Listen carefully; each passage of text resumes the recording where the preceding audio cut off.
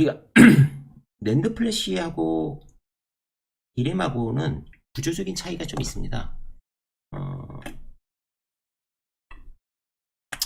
일단 디램을 우리가 좀 크니까 디램을 보면 디램은 캐패시터의 전자를 채우면 이게 1이 됩니다. 그래서 캐패시터가 있고 캐패시터 높이 때문에 적층이 어렵다고 했는데 요새는 좀 적층도 하고 있죠. 그래서 소스에서 드레인까지 게이트가 문직이거든요. 얘가 야 전기를 흘려 말아를 결정해 주는 겁니다. 그러니까 그 얘기가 무슨 얘기냐면 반도체라는 게 도체와 부도체의 중간이잖아요. 야 이거 통하는 것도 아니고 안 통하는 것도 아니야. 그러면은 그거를 누가 결정해줘? 게이트가 결정해 주는 겁니다.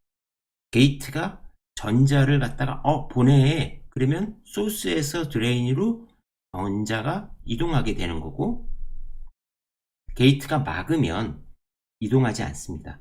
낸드 플래시는 게이트가 두 개가 있어요. 캐패시터는 없고요. 그래서 이게 전제가 단락되더라도 요 안에 그 전하가 저장이 됩니다. 그래서 비휘발성으로 돼 있는 거고요. 대신에 속도는 좀 느린 거고요. 근데 지금 우리는 반도체는 지금 가장 중요한 게 뭐냐면 반도체는 누가 빠른 반도체를 만드느냐, 누가 아주 많은 거를 넣을 수 있는 작은 면적당 그 밀도를 높이느냐, 이 싸움이잖아요. 그러려면은 작게 만들어야 됩니다. 그러니까 미세하게 만들어야 되니까 우리가 미세하게 만들려면 방법은 딱 하나죠. 좁혀야 됩니다. 좁혀야 돼요. 얘하고 얘 간격, 이 전체 간격을 다 줄여야 됩니다. 이렇게 줄여야 돼요. 줄여야 돼요. 자꾸만 줄이니까 이게 줄이면 이게 우리가 이게 전자가 아까 이렇게 흐르잖아요. 이렇게 흐르는데 게이트가 문을 열면 그런데 이게 좁아지니까 게이트가 문을 안 열어도 전압은 걸려있는 상태라서 이게 게이트 쪽에는 무서워서 못 가지만 여기서부터 이렇게 흐르는 애들이 생겨요. 이게 누설 전류라고 하는 거. 너무 좁아지니까 저항이 커지는 거잖아요. 저항이 작아지는 거잖아요. 그러니까 저항이라는 게 우리가 그 길이에 반비례하잖아요. 길이가 길면 저항이 커지는데, 그러니까 길이가 줄었으니까 흐를 수가 있는 거예요. 그러니까 이거를 막아야지만 줄일 수가 있습니다. 그럼 이거를 막는 방법은 손쉽게 하면 게이트를 여기다가 더 대는 방법도 있죠. 이게 더블 게이트인데요. 게이트를 더 대는 방법도 있고 여러 가지 방법을 갖다가 고민하고 있습니다. 이게 미세화 공정입니다. 그러니까 미세화 공정에서는 우리가 보통 이제 fem핏 구조라고 하는 게 뭐냐면 채널을 그러니까 게이트를 갖다가 아주 그냥 이렇게 여러 개 만들어서 컨트롤 해주겠어 라는 거 하고 그런 게 너무 어려우니까 유전체를 바꿀게. 그래서 과거에 있던 것보다 과거에는 하나실리콘인가요? CiO2보다 더 좋은 유전율이 4 이상인 하이K를 쓰자. 이 두 가지 방법으로 해결을 하고 있는 겁니다. 그리고 두 가지가 다 필요한 거고요. 그래서 게이트를 양쪽에다가 넣어버리면 누설 전류를 막으니까, 그러니까 이쪽에서 누설되는 애는 이쪽 게이트로 컨트롤 하니까 얘는 없어지겠죠. 그러니까 게이트를 양쪽에 두자. 근데 게이트를 갖다가 이게 실리콘에 심는 게 어려우니까 야 게이트를 갖다 어떻게 심을래 실리콘에. 그러니까 차라리 채널을 위로 올리자. 이렇게 되는 겁니다. 요 방식을 보시면 이제 이해가 되는데 기존에는 게이트가 여기서 딱 이렇게 눌러주고 막는단 말이에요. 막았는데 요게 좁아지잖아요. 요게 좁아지니까 그러니까 소스하고 뒤쪽에 있는 드레인이 좁아지니까 이게 지네들이 막 흐르단 말이에요. 그러니까 그러지 마. 걔는 어차피 표면적으로 흐르는 게 되게 중요하니까 이 채널을 위로 올려. 이렇게. 그러면 세 방향을 컨트롤할 수 있다는 거죠. 게이트가. 양방향보다 세 방향을 할 수 있는 거죠. 왜냐면은 윗면, 옆면, 양쪽 옆면 이렇게 세 방향을 컨트롤할 수 있다. 이게 핀팩 구조입니다. 그러니까 이게 약간 지느러미 비슷하다 그래서 상상력이 좋은데? 예, 전 지느러미처럼 안 보이는데 어쨌든 지느러미처럼 보인다 그래서 하는 거고요. 야, 이렇게 게이트를 올린 걸로 끝나지 말고 어쨌든 채널의 표면적을 넓혀야 되잖아. 그러니까 채널을 나눠, 세 개로 나눠, 혹은 가로로 해에 따라서 달라지는데 요게 GA, 뭐 게이트 올 어라운드 방식, 뭐 이런 식으로 우리가 GA 방식은 그러니까 결국은 소스에서 드레인으로 넘어가는 그 채널의 표면적을 갖다가 게이트가 다 컨트롤할 수 있게 표면적을 넓히는 겁니다. 요렇게 하면 얘네들이 다 넓어지잖아요. 요렇게 하나 있던 것보다 요렇게 하면 다 넓어지니까 일일이 컨트롤할 수 있다. 게이트가 요 방식입니다.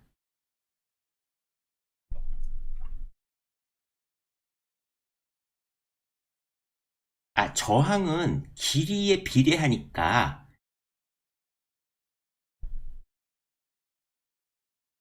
간격이 짧아지면 저항이 줄어드니까 누설 전류가 생기는 겁니다.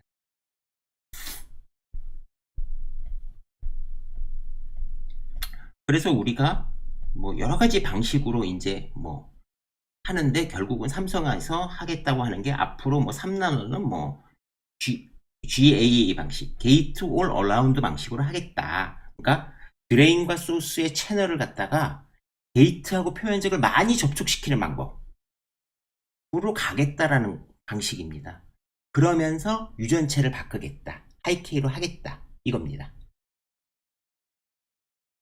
여기까지는 뭐 안 어렵죠? 어렵나요? 네. 이게 반도체가 이게 제 능력으로는 더 이상 네. 어쨌든 예. 소스에서 드레인까지 거리가 계속 짧아지니까 채널이 이거를 컨트롤하기 굉장히 어렵다. 그러니까 채널이 게이트하고의 만나는 접점을 늘리는 방식이 어떤 구조화로 돼 있느냐. 예, 이게 중요한 겁니다.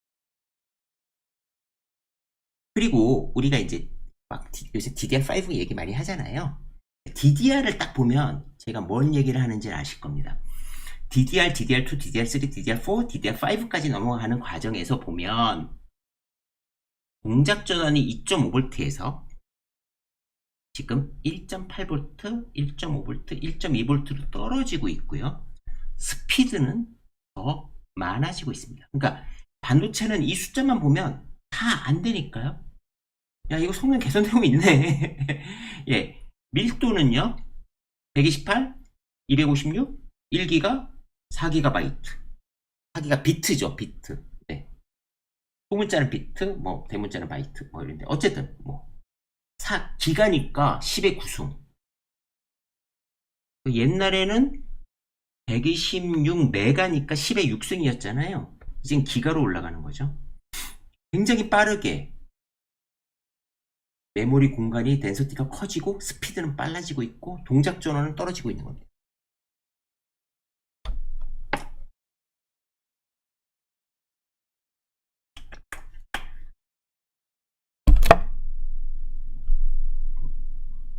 이제 DDR5가 나왔죠.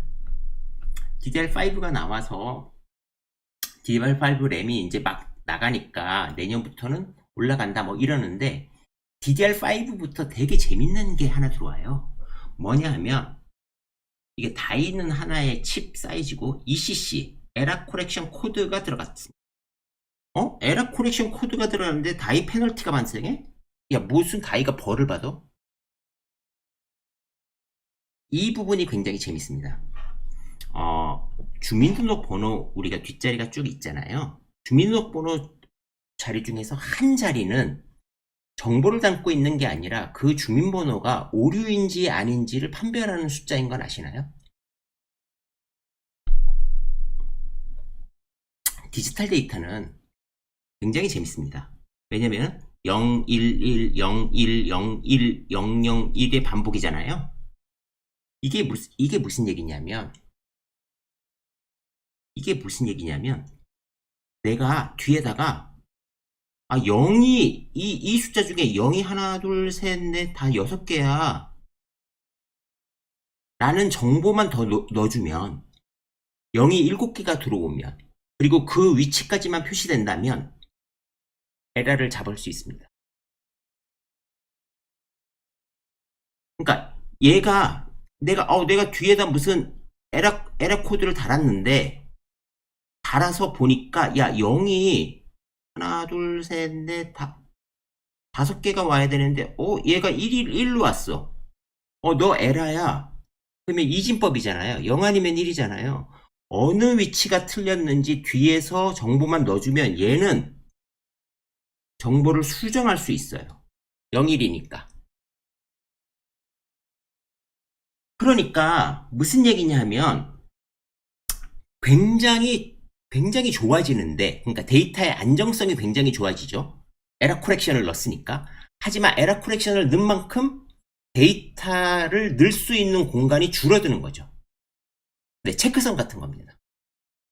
그러니까 DDR5는 이런 특성을 갖고 있어요. 이게 에러 코렉션 코드가 뭔지 이해하시겠죠? 그러니까 굉장히 과학자들이나 이런 사람들이 만들 땐 되게 복잡했지만 우리는 그냥 쉽게 0 몇 개, 1 몇 개, 0하고 1이 어떤 순서대로 들어왔었어 라는 걸 뒤에다가 여분으로 달아만 준다면 0, 1이 바뀌어 어디서 오류가 생겼는지 알 수 있고 그것을 수정할 수 있다. 이런 겁니다. 그래서 그게 들어가니까 오히려 좀 줄어든다 이런 얘기고요. 이런 거 딱 이제 이렇게 사람들 하면 야 너희 알아 이거? DDR5부터는 다이 페널티가 들어가 뭐 이렇게 또 아는 척 할 수 있죠.